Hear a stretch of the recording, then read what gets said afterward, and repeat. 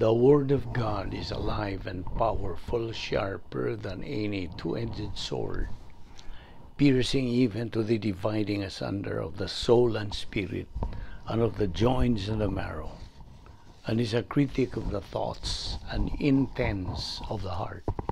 All Scripture is God-breathed and is profitable for doctrine, for reproof, for correction, for instruction in righteousness, that the man of God might be mature, thoroughly equipped unto all good works. Study to show thyself approved unto God, a workman that needeth not to be ashamed, rightly dividing the word of truth.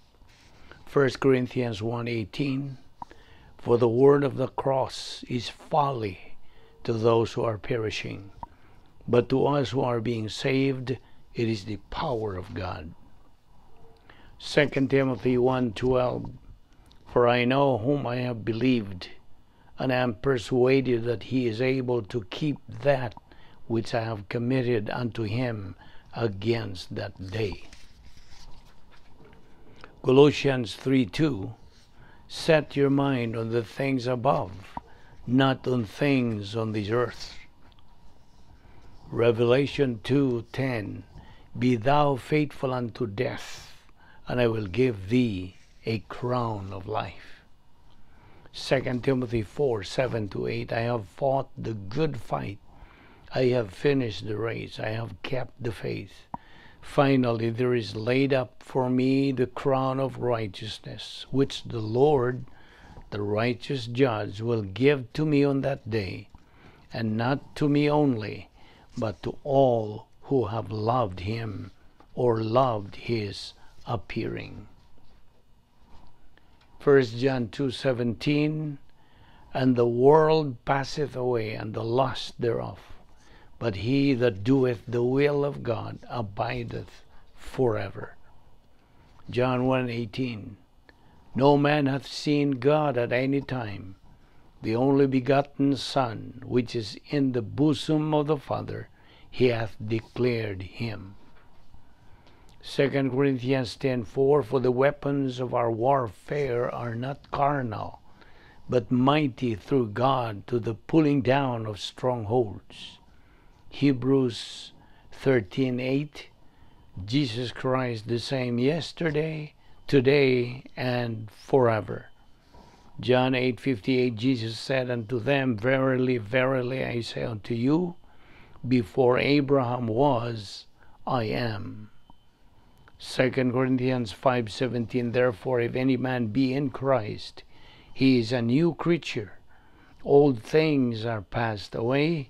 Behold, all things are become new.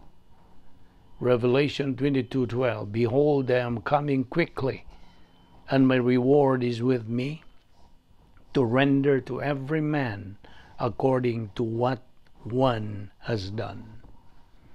Before we start our Bible study today, gikinahanglan ang atong pagsusi sa atong kaugalingon.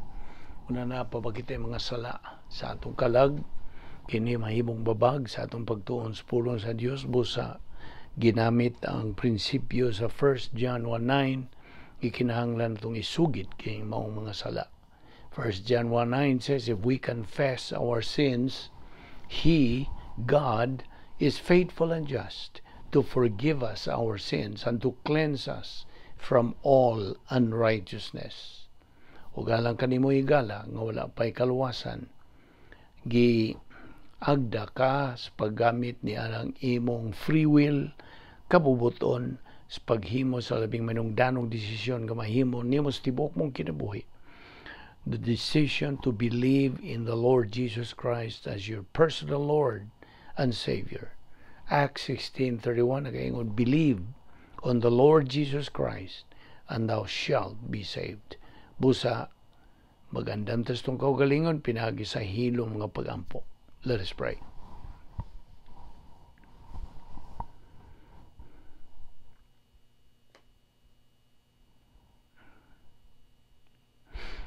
Ama na mga Diyos, nagpasalamat kami kanimo nining lain usab nga higayon nga kami makapadayon sa pagtuon sa imong pulong. Salamat nga imo pa kami gipabuhi ni nga mong lawas, askil pa kami o ganapa kami kalantip sa among pangunahuna kining tanan gumikan lamang sa imong gugma, kaluoy, kortesiya ug sa imong grasya. Dili kami takos gani mabuhi pa pan tungod kay nagalihok pa man ang imong plano sa among kinabuhi, then padayon kami sa pagpaubos diha sa imong otoridad, pinagkanimog sa imong mga pulong. Andama kami karon sa among pagpadayon sa pagtuon sa imong kamatuoran o pinagis pagtudlo ka na mo sa balaang Espiritu Santo, the only teacher of truth. Salamat ni among Bible study through the YouTube ubo sa Balbido Evangelistic Ministry. Kining tanan among gipasalamatan sa ngalan ni Ginoong Hesukristo, among bugtong manluluwas. Amen. Maayong adlaw sa tanan nato mga higala, mga subscribers, mga igsoon diha ni Kristo. Welcome na usab. Og pasalamat kita nga nagakatapok na usab kita pinagi sa YouTube og padayon kita sa pag hisgot, pagtuki sa mga punto sa doktrina bahin sa atong tunanan nga giuluhan og the real meaning of life, ang matuod gyud nga kahulugan sa kinabuhi. Now, actually, as to refresh our mind in our Bible study, there are things required to be able to derive maximum wisdom from God's Word. Number one, ini freedom from personal sins. Mo katong atong gamit ang prinsipyo sa 1 John 1:9, pagsugid sa itong mga sala. And then ikaduha, ang atong pagtutok sa atong huna-huna sa gitudlo. Concentration on the message, not necessarily on the messenger because he's only a mouthpiece. Musa, concentration is needed. Ikatulo nga kita magpadayon sa atong pagmapaubsanon. Maintain grace orientation or humility. And then let us consider this moment ng Bible study period as a worship. Para nako ang pag-worship, ang paghatag og bili. Kay kita naghatag magbilis pulong sa Dios, then we are worshiping God. Pinagi sa atong pagtuon sa iyang pulong. Kay tungod kay alang ka itong mga magtutuo, ang pulong sa Diyos, God's Word, Bible study must have a top priority alang ka nato. Kay gawas pa nga kita maduan diya sa 2 Peter 3:18 to grow in grace and in the knowledge of our Lord and Savior Jesus Christ. O kita nagapahimulos nining grasya nga pagsangkap sa Dios nga gitawag nato grace apparatus for perception, ana kay magtutudlo o kana gi sangkap sa Dios kanato mga magtutuo. Then we have the classroom for our study, diin kamo nagakatapok karon o ikaw ra bay nag-inusara diya sa imong lawak sa imong kwarto. That is your classroom for our study. And then we have our textbook, ang Biblia. And then the real teacher gyud, ang tinuod gyud matuod nga magtutudlo sa kamaturan mao ang balaang Espiritu Santo. Dili kining nagayaw-yaw nga imong madungog kay siya gihimo man lang nga instrumento sa pagsangyaw, pagsambuag sa iyang kamaturan. He's just a mouthpiece sa kunang giningon kaganiha. And then gawas pa niini, we must be filled by God, the Holy Spirit, pinaagi sa atong paggamit sa 1 John 1:9. So once we apply, and atong barugan gayud kana nga kita mapasaylo, pinaagi lamang sa pagsugid ngadto sa tubangan sa Dios, then we immediately will be filled by God, the Holy Spirit, and then mapasiguli kita ngadto sa atong pakigamitay sa Dios, our fellowship with God. So kini nalangkob kining tanan nga akong gisgutan sa grace apparatus for perception. So you will be able to dig into the scriptures effectively, which is an all-important endeavor that will change our life. Maura man yun ang makausap sa itong kinabuhi. So may I reiterate and emphasize one important point here, that the ultimate goal of all Bible study, tanan, kaninyo nga nagpaminaw niini, you are having your own Bible study, then you must also consider these things. The ultimate goal of all Bible study is application, not interpretation. So and most importantly, to make the Lord Jesus Christ real to our life. So I hope masilsil po na diha sa imong kalag. So therefore, di na to kalimtan katong atong slogan ingnunta nga atong giinganlag operation is LBA, study, learn, believe, and apply. So mao kini ang akong palabas lang sa atong panumduman. Okay? So ato na magisgutan kagahapon, may tungod niining mando sa Dios nga we have to be doers of the word, not only hearers, naman na sa James chapter 1 verse 22. And studying and learning the word of God is one thing, but believing and applying God's word in our life is another thing.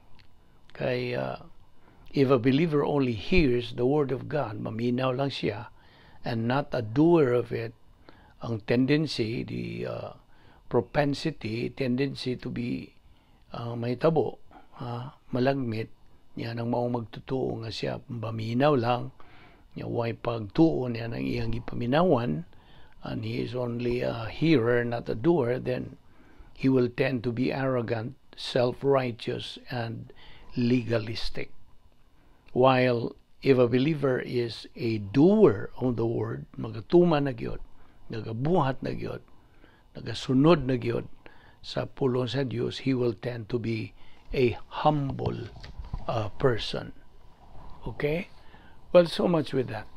Padayon kita sa atong gitunan kagahapon nga ang eternidad is already guaranteed to all believers. Gusto? Ato maning gisgutan kagahapon. Now, let's continue. Ang pangutana lang sunod niini mao kini, why is it that there are believers who are afraid to die?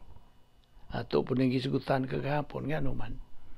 Ang tubag niini tungod kay wa man sila alamag sa kamatuoran.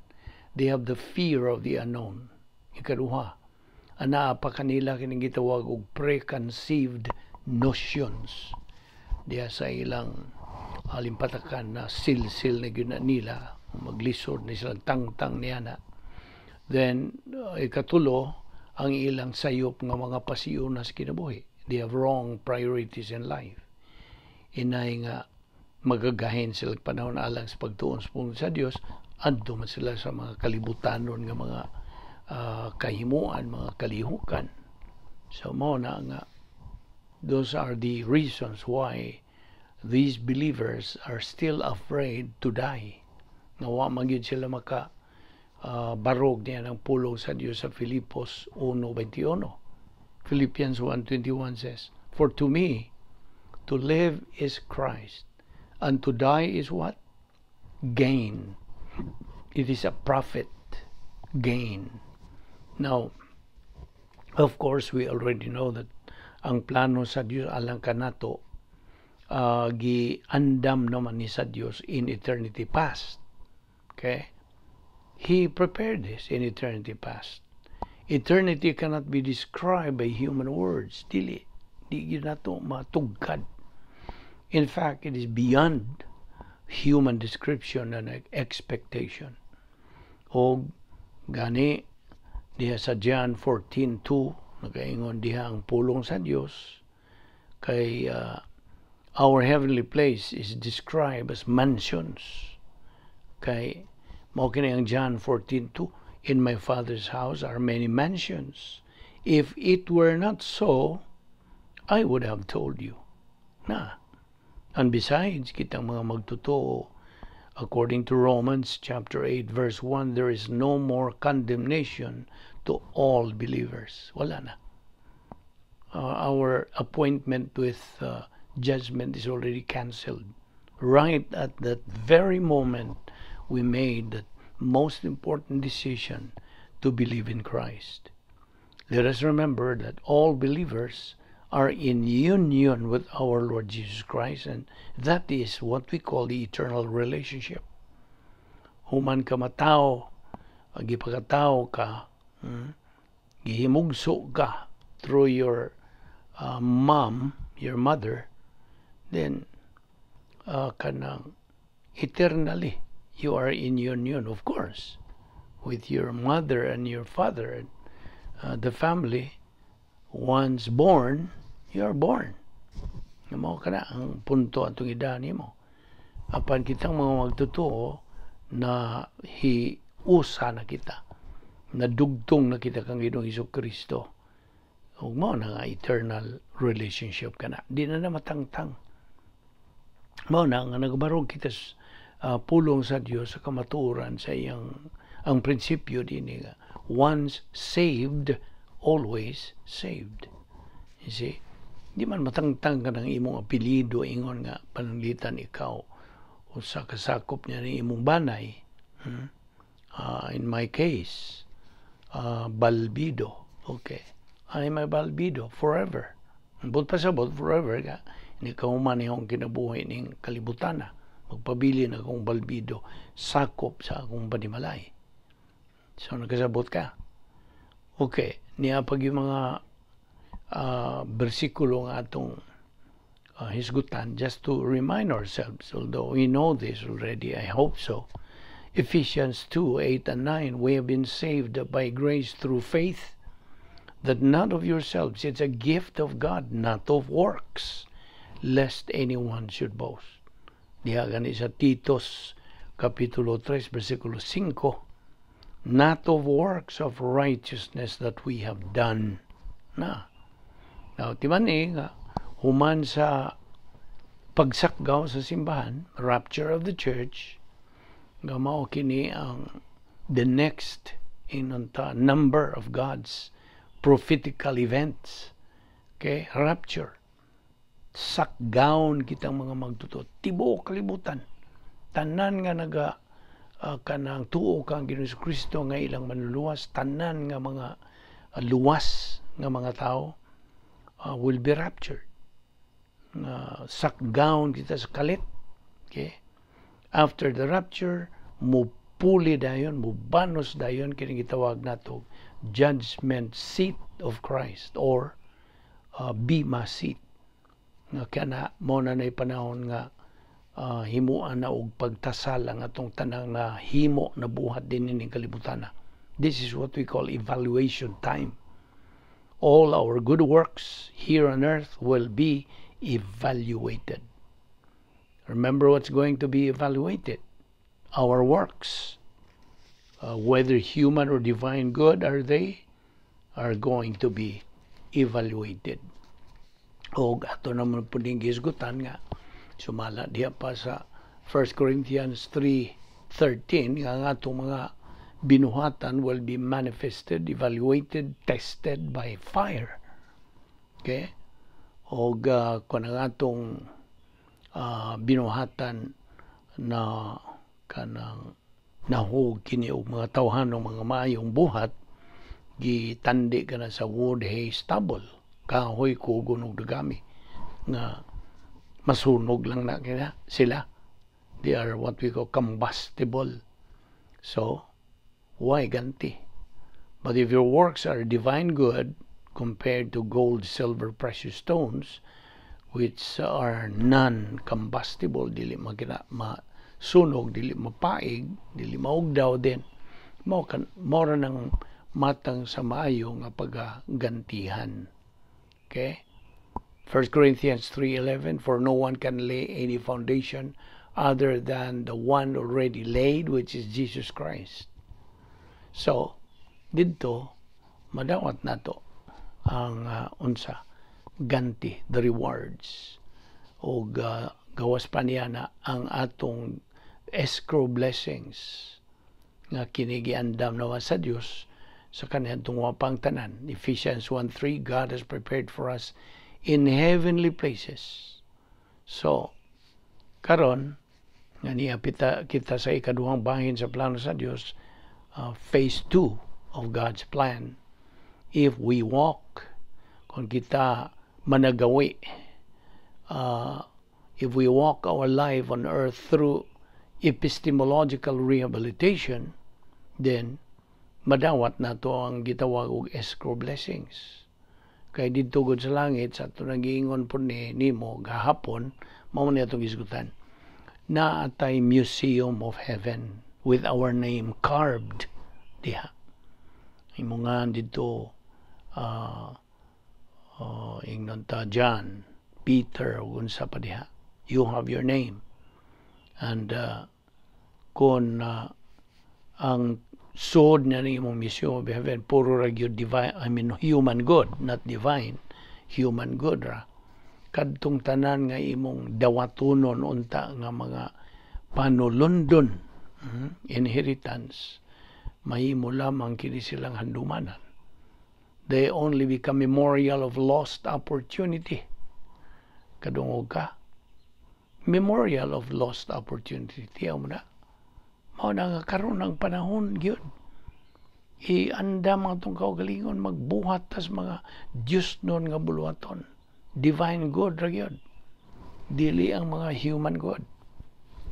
Now, God has given us all the opportunities to be winners, nikaw, conquerors sa kinabuhi. O dito sa sunod na itong kinabuhi. You see? So, what tayo kapangulipas?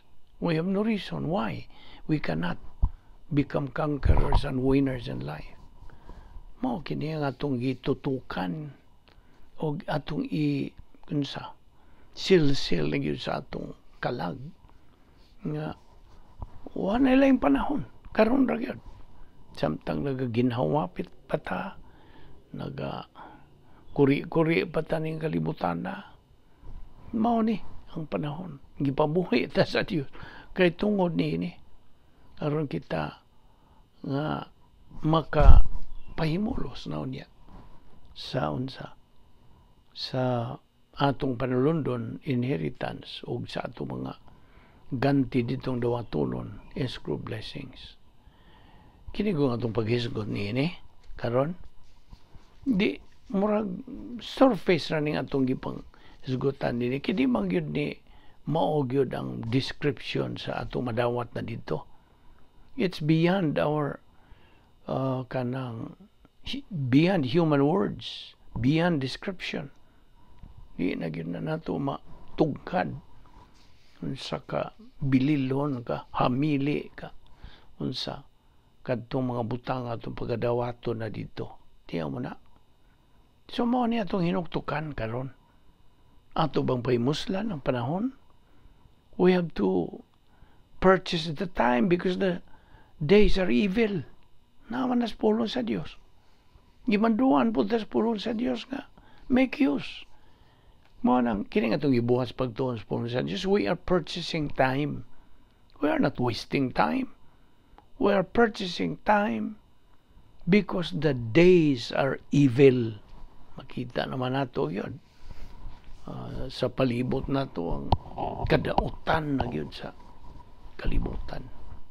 Kini nga itong ipuy ang kalibutan, nagkadunot, nagkalbaho, nagkalata. Makita na niya gyud mismo gyud sa teritoryong Satanas. Sao nga ito pagdaog nga itong mga kaawayang espirituhanon kung watay espirituhanon po mga hinagiban, mga armas. Mao na nga gipaandam ta sa Dios. Kasabot ka? No. Kini nga itong gipangisgutan. Tingali alang kanimo murag dili kayo pagyud klarong nimo murag gumikan lagi na itong mga hinungdan nga nung di pa nimo maklaro kay wa pagyug kay matuod nga pag huna-huna ni mga butanga. O pag yun mo madawat kining mga kamatuoran. So mo na kamatuoran nga itong gitundaan sa ato ng mga panghisgutan. Kini nga itong ipangtunan mga kamatuoran, mga paagi sa Dios, una-una sa Dios, pasidaan sa Dios, kanang kabubuton sa Dios, protokol sa Dios. Sa may protokol, paagi atong gipangtunan nga may atong masunod aron ato gyung makabot kanang atong tumong nga espirituhan ng paghamtong. That is our main goal.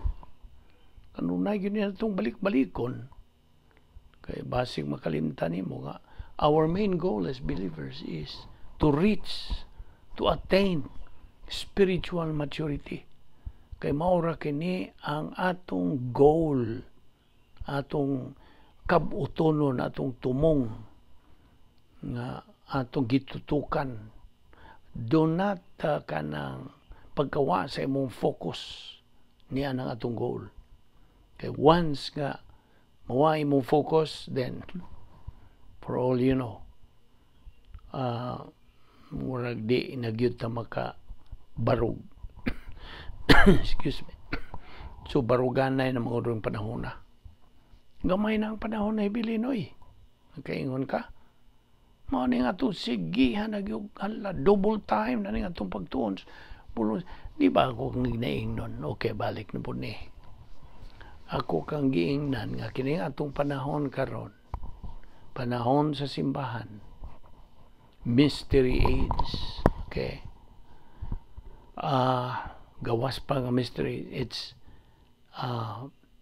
kanang grace period. Grace.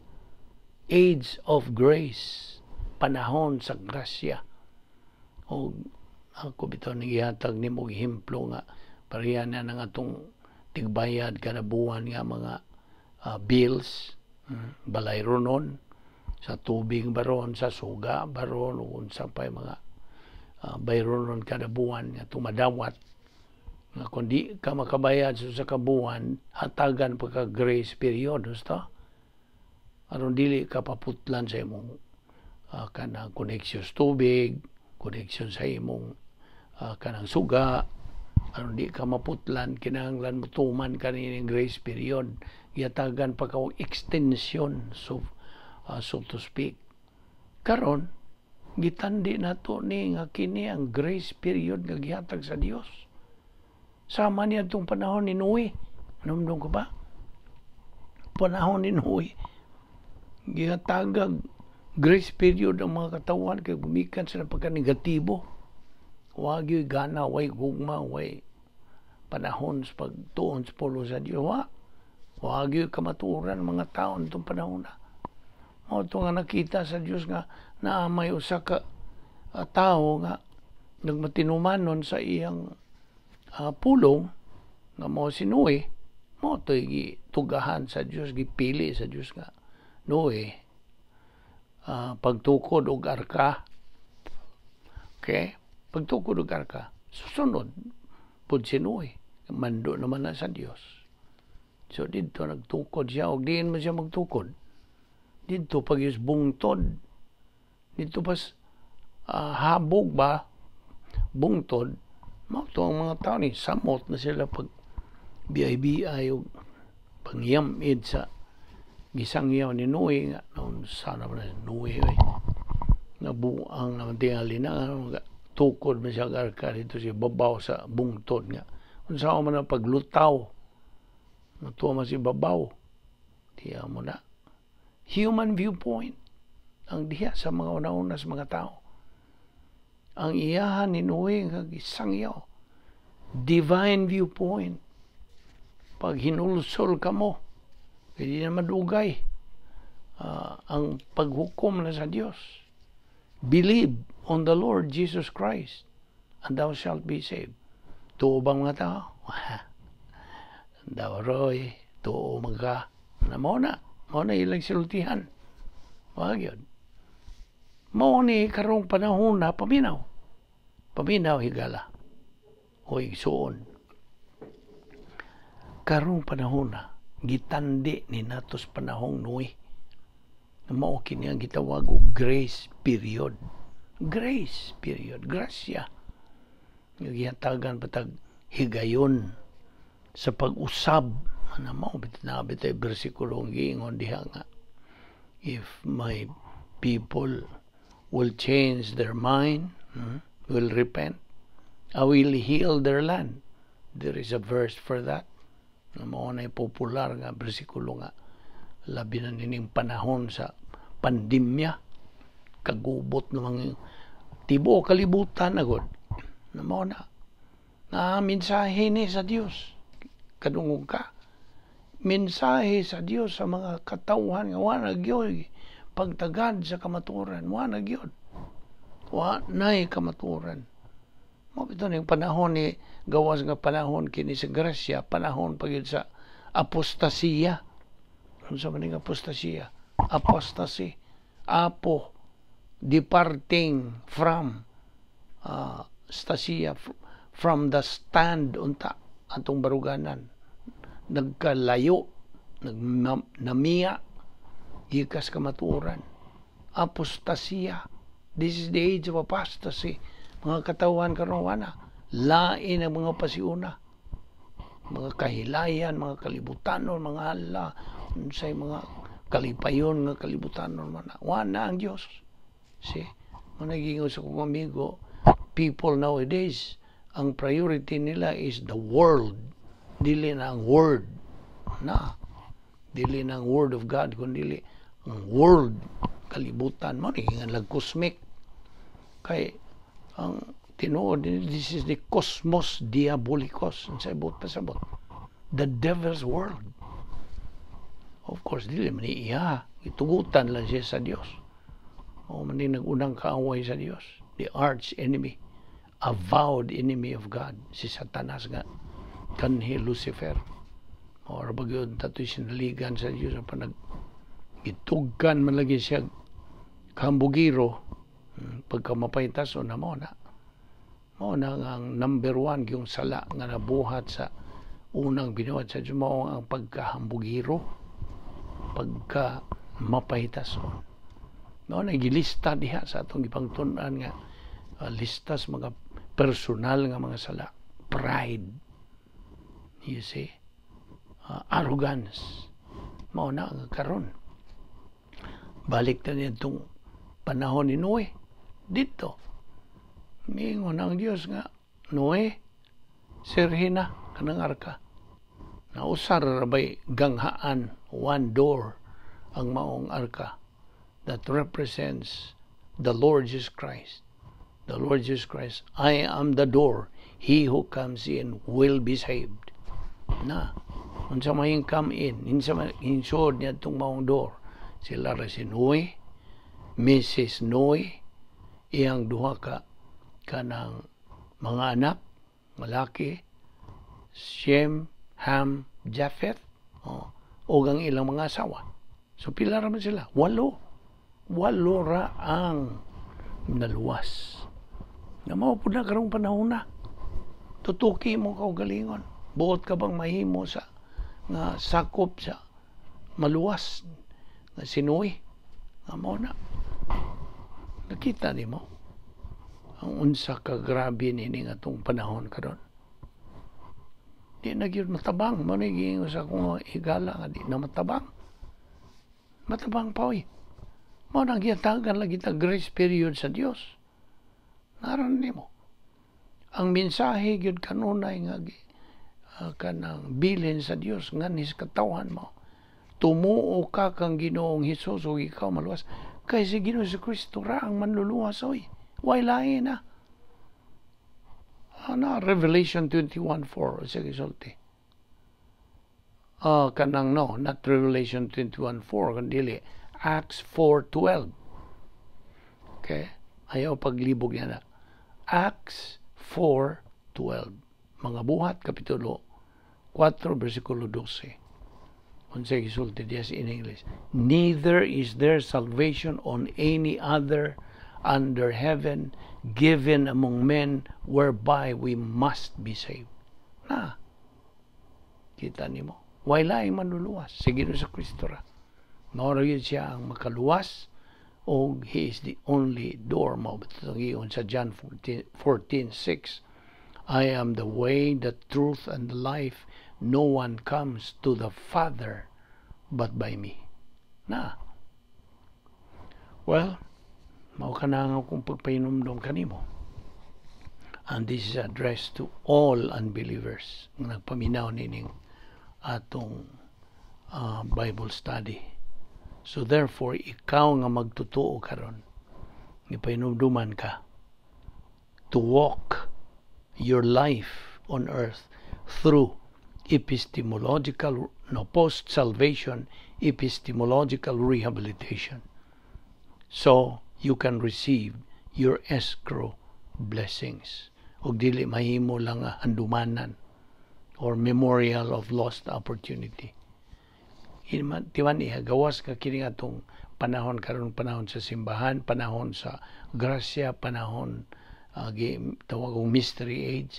Kining panahon na is the age of equal opportunities and equal privileges. Na labihan sa kadaghang mga pribilehiyo nga gisangkap sa Dios kanato nining panahon na.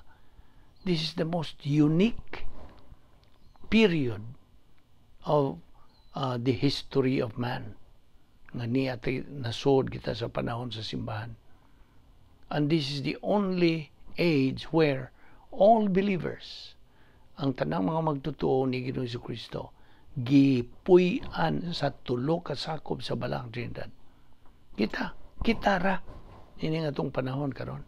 We are the only people of God, age of the church, wherein every believer in the church age are indwelt by the Godhead, by the three members of the Godhead, God the Father, God the Son, and God the Holy Spirit. Aniya magapuyo sa asa mo puyo sa atong lawas. And diha may bersikulo nagingon, know you not that your body is the temple of God the Holy Spirit? Di lang kay ang Holy Spirit nagapuyo ang duha ka sakop, God the Father and God the Son. Kasabot ka? Now, God has given us all the opportunities to be winners, to be conquerors, nikaw sa atong kinabuhi and in the life hereafter. O mao na nga atong gitun-an kini kay menong danon kayo in town kini. And besides just to review again the three phases of the plan of God: salvation, believer in time, and believer in eternity. Klaro naman siguro ni Nemo. And besides, God's plan is a problem identifier, problem anticipator, problem preventer, and problem solver. You see, all believers are mandated to grow up spiritually. Pinagis pagtuon, pagtuo, paggamit sa pulong sa Diyos. 2 Peter 3:18. So we are expected to become winner believers in this world. Mao gina ang kabubuton sa Diyos, because God is the author of winners. You see? And every believer is expected to reach capacity stage. Katakos ang sa katakos sa kinabuhi in order for him to receive temporal blessings. You see? Kay once nga ka makatungtong ka na niya ng ang sa katakos sa pagkinabuhi, katakos sa paghigugma, katakos sa pagdawat ng mga panalangin, din mo kini ang imong madawat. Blessings, success, prosperity, promotion. You see? Or else, kung dili ka kanang padayon sa pagtuon, pagtubo sa pulong sa Diyos, wa kay capacity for life, unsa may imong madawat. Dili temporal blessings, kung dili mga disiplina. You see? Ang imong madawat, inay blessing, success, prosperity, promotion, siya madawat mo.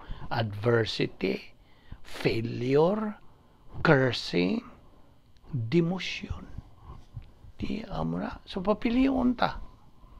So, adversity, katalagman, kapakyasan, pagtunglo, o ang pag-us-us nimo, pag-demote nimo. Di man ang Diyos lamang ang tinubdan sa promosyon sa kinabuhi. Only God is the source of promotion. God promotes the humble, but demotes the proud. Nasa James. So always remember the two kinds of good works. Timan na nato kini. Human good, combustible, they are dead works. O dili kinamadawat sa Dios.